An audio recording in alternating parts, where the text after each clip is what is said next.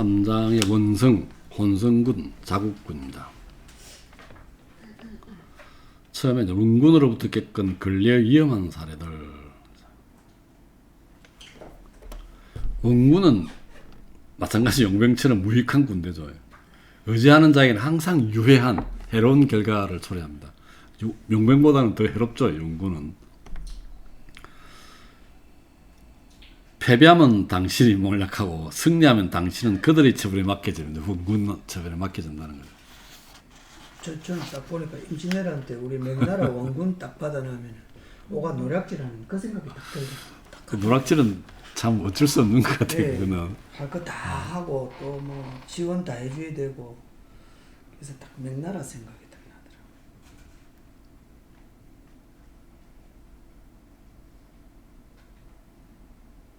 나더라고요. 이때는 도시 자체가 그 제자증명 시대처럼 뭐 이 도시 중심이어서 우리 조선이나 명나라하고 이런 관계도 아닌 것 같아요. 아주 작은 규모의 아니 그건 프랑스와 네네. 스페인하고는 좀 다르지. 프랑스와 스페인이 명나라 입장이고. 그렇지. 그쪽은 원군을 준 것이고 지금 네. 여기 있는 뭐 교황국이라든지 베네치아 이런 거는 뭐 도시국가니까 제자쟁명 시대처럼 자기들끼리 싸우고 또 원군을 받아들이 이랬던 것 같아.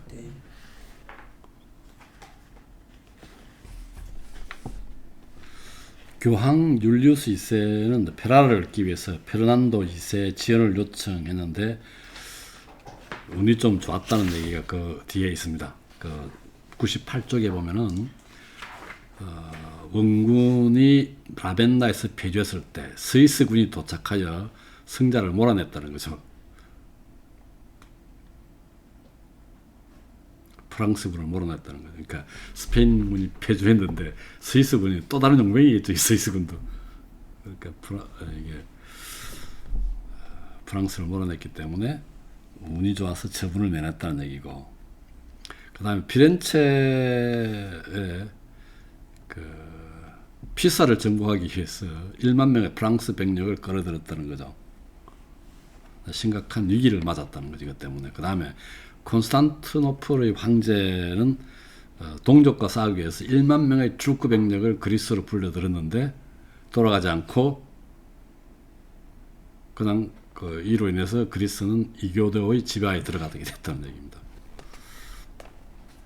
그다음에 원군으로는 진정한 승리를 거둘 수 없다. 여기 보면은 원군은 용병보다 훨씬 더 위험하다는 거죠. 왜냐하면 원군은 일사불란하다는 거죠. 용병은 비겁하고 전투 기피하는 태도로 위험하지만 원군은 능숙하고 용맹하다는 거죠. 그래서 위험하다는 거죠. 그래서 결국은 자신의 군대를 가져야 된다는 거죠. 거기 보면 그 99쪽에도 보면 10번째 줄에 용병의 경우에는 그들의 비겁함이나 전투를 기피하는 태도가 위험하고 원군의 경우는 그들의 능숙함과 용맹함이 위험하다고 되어 있습니다. 그래서 자신의 군대를 양성해야 된다는 얘기입니다.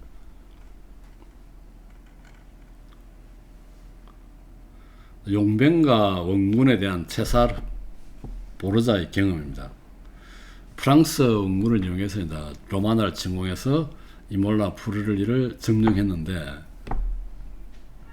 이후 좀 덜 위험한 용병을 사용하죠. 그래서 오르시니파와 비텔리파를 사용합니다. 그래서 그 다음에 이게 또 위험하니까 그 용병을 해체합니다. 용병 대장을 죽인다고 그랬죠. 시니갈리아에서 용병 대장들을 속여서 죽입니다. 그래서 자신의 군대로 편성한다고 그랬죠.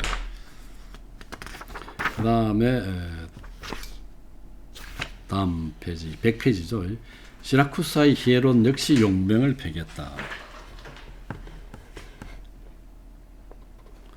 용병 부대가 쓸모없는 존재라는 거죠. 그래서 참살했다는 거죠. 용병 대장들을. 여기 뭐 다윗 왕에 대한 이야기 나오는데 팔레스타인 용사 골리앗과 싸울 때도 사울이 그 자신의 그 갑옷과 무기를 줬는데 이게 안 맞다는 거죠. 자기 안 맞아서 자신이 투석기와 단검으로 적화되게 됐다는 거죠. 뭐 거의 그 유사한 비유적으로 설명하고 있는 것 같습니다. 그 다음에 용병을 쓰면서 프랑스가 저지른 어리석음입니다. 샤를 7세입니다. 샤를 7세는 행운과 역량에 의해서 이제 프랑스를 영국으로부터 해방시켰어요. 백년 전쟁에서. 그 자국군으로 방어해야 할 필요성을 절감하고 기병과 보병으로 구성된 군대를 도입했는데 아들 그 루이 11세가 나중에 이제 보병을 폐지하고 스위스군을 고용했다는 거죠. 그래서 이 스위스군을 고용하다 보니까 스위스군이 없으면 프랑스는 불안하겠죠. 프랑스군은. 그래서 프랑스 군으로 인해서 상당히 승리를 확신하지 못하는 사태에 이르렀다는 거죠. 스위스군이 없으면. 그래서 프랑스군은 스위스군보다 열등한 지위에 놓이게 됐다는 얘기입니다.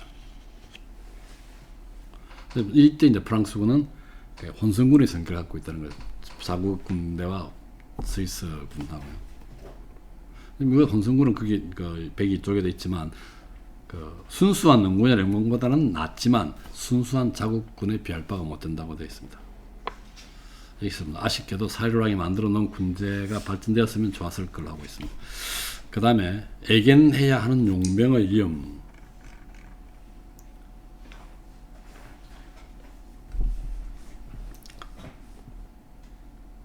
그 다음에 인간의 신중함이란 부족하기 때문에 앞에 소모성 열병을 예를 들었을 때 소모성 열병은 초기에는 진단하기 좀 어렵다고 그랬죠. 그러니까 나중에는 치료하기 어렵고요. 초기에는 진단이 어렵지만 나중에는 진단은 쉽죠. 그러나 치료는 초기에는 쉽지만 나중에는 어렵다는 얘기를 했습니다. 그래서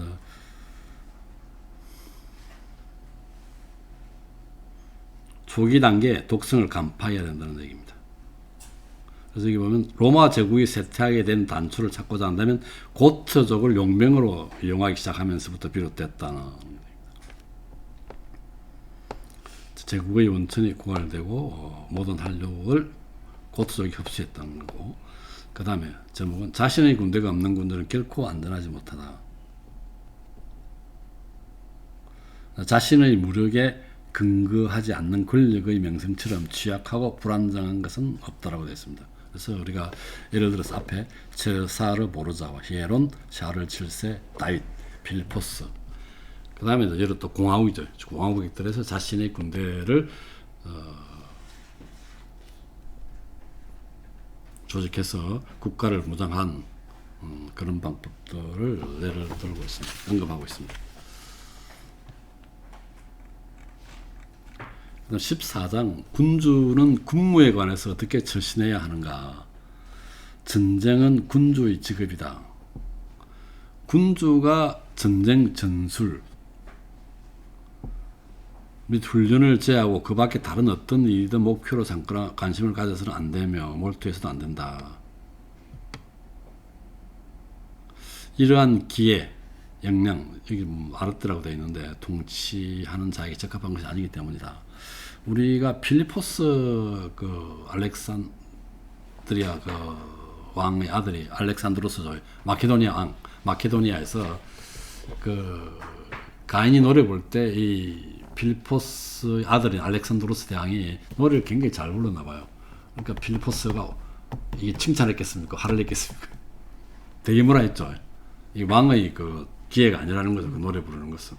그래서 이제 이게 내가 볼 때는 우리가 봤을 때 역량이 제한되어 있는데 이게 물론 그런 것도 잘하면 좋겠지만 그런 군주의 역량은 그게 아니라는 얘기입니다.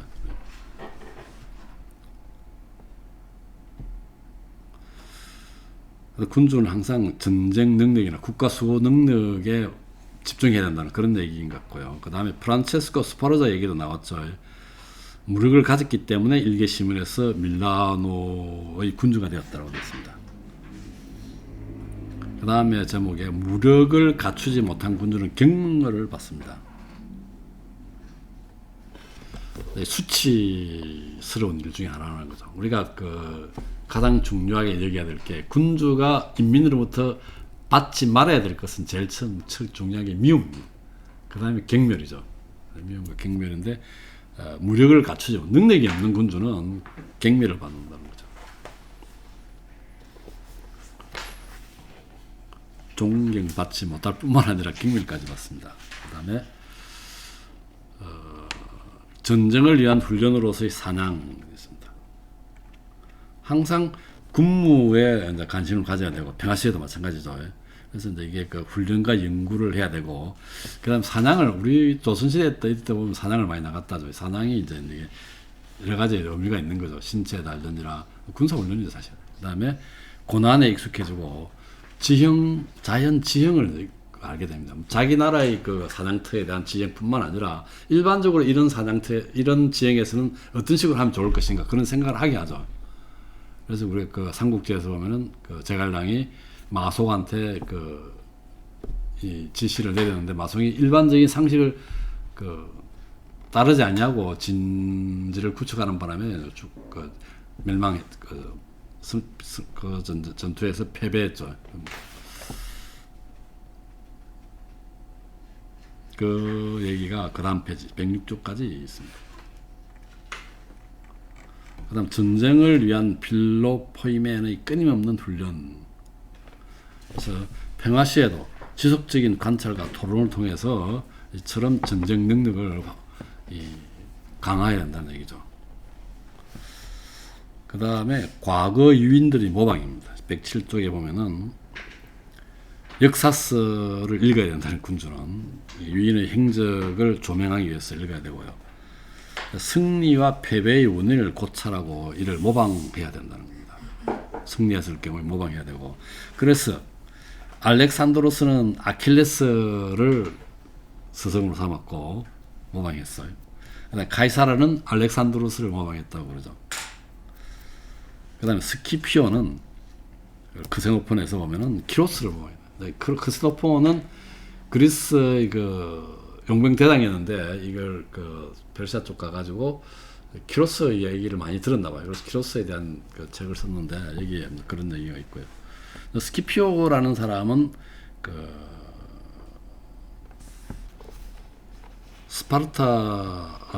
카르타고의 전투에서 이 로마가 졌었죠.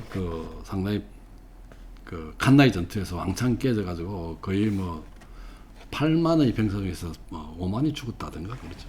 그런데 이 사람은 한니발에 대항해서 젊은 친구입니다. 젊은 사람인데 이겼죠. 스키피오는 한니발하고는 전혀 다른 성향을 가지고 있는 그런 사람입니다. 그래서 성적인 절제함, 친절하고 예의 바르고 간호한 그런 성격을 갖고 있는 사람이죠. 이 스키피오는 키로스로부터 모방했다 그런 얘기를 하고 있습니다. 그 다음 마지막에 보면은 108쪽에 근면함은 운명의 신을 물리칠 수 있다. 역경에 대비해서 항상 운명의 맛을 만반의 태세가 되어 있어야 된다는 거죠. 그래서 이건 근면함을 통해서.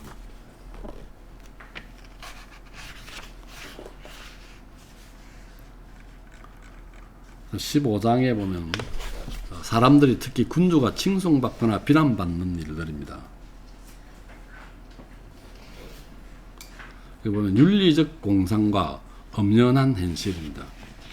그래서 이론이나 사변보다는 사물의 실제적인 진실에 관심을 기울이는 것이 더 낫다고 생각합니다.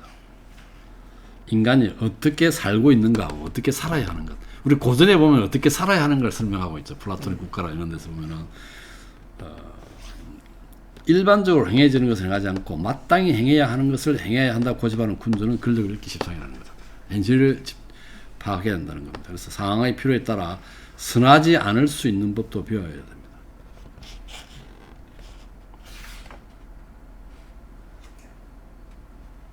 선한 사람이 선하지 않는 사람에게 둘러싸여 있다면 그 몰락은 불가피할 거죠. 그래서 그런 얘기입니다.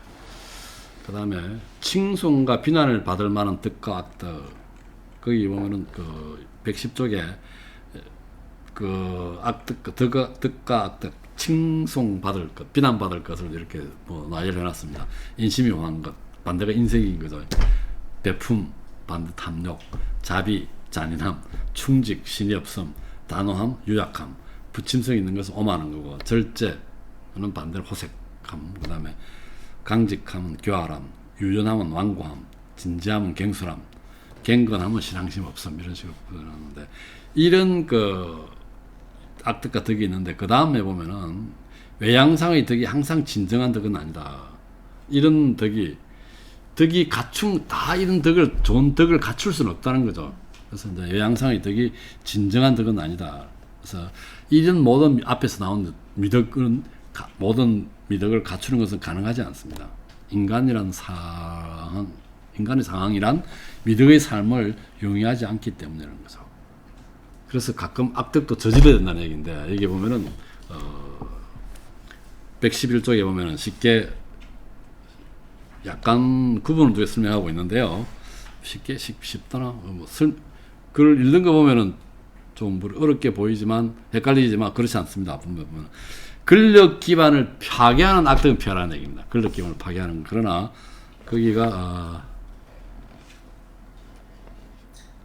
근력 기반을 파괴하는 것은 이게 조금 약간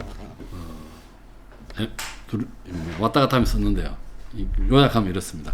근력 기반을 파괴하는 악덕은 피하고, 그 다음에 정치적 위험을 초래하진 악덕은 가급적 피하고, 그 다음에 불가피하다면 즐기라. 근력 기반, 정치적 위험을 초래하진 악덕은 가급적 피하는데, 불가피하다면 즐기라는 얘기고요.